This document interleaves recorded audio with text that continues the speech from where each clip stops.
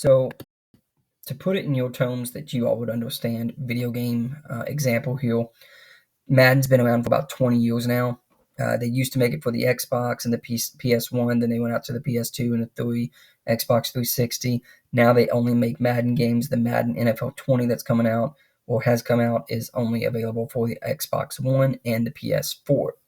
And again, prime example of a company software trying to get on both operating systems. Microsoft is one operating system, and they made a new game compatible with the Sony's operating system so that they can utilize people buying their Madden products on both Xbox One and the PS4. So what is a storage device? Computer storage devices, you can have anything from a long-term storage device to a short-term memory unit. Long-term storage is typically like your flash cards, your scan disks, 3.5-inch floppy disk, which y'all don't ever use anymore, or the DVD-ROMs, which you probably don't use anymore, otherwise known as CDs. But everybody's still using those internal and external hard drives. Internal hard drive, even on your Chromebook, there is one, but it's small because it's a small Chromebook and it will fill up quickly. Memory units are a little bit different. They only store short-term memory just to get the program to work. When you press a couple of keys and then you hit the undo button, that's short-term memory. And it'll just like you all. If I tell you to remember the color red for the next 5 minutes, you can do that. Remembering the color red for 20 years, you're not going to do that. There's no reason to. Your brains don't need to process that or need to remember that. Me saying, remember the color red. Storage devices, so hard drives, long-term storage, it's inside your computer, or it can be plugged into your computer for an external. Flash drives also, but they're a little smaller, don't usually hold as much as a hard drive does. Plus side of that is you can move them around quickly.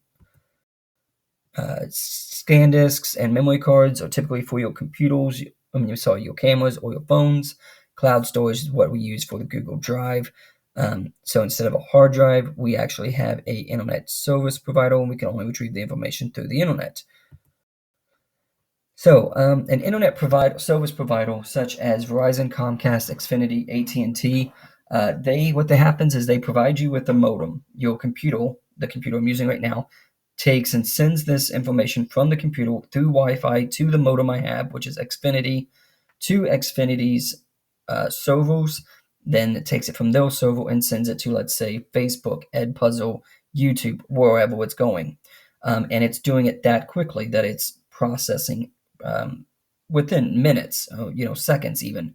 A web browser such as Bing and Google are ways that we surf the web. So we have our computer system, opens up Google, we send it out through the internet service provider to the various websites that we need. So internet is a platform for various uses. It includes gaming, chat, email, and shopping. You can also use it for banking or reviewing news. You can.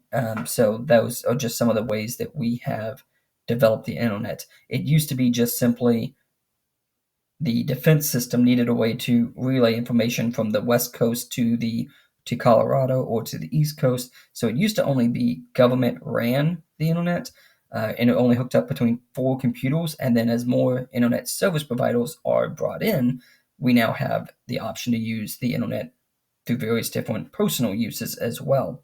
And every time a router takes and receives information, it remembers that information, which is why they say try not to use public Wi-Fi because you're using a public router that is storing your information. And that's why we don't want to necessarily be using our banking accounts through a coffee shop hotspot or a router. Typically not, because somebody could, again, retrieve that information from the router. So that's how the information is stored and pressed through. And if my router doesn't have it, it'll actually go across the street to my neighbor's router. So if it's never seen this information before, like let's say I've never used Facebook before, but across the street they have, it'll actually go from my router to their router in order to send that information. And it will talk to each other. All right, that's the notes. Answer the questions at the end. Thanks.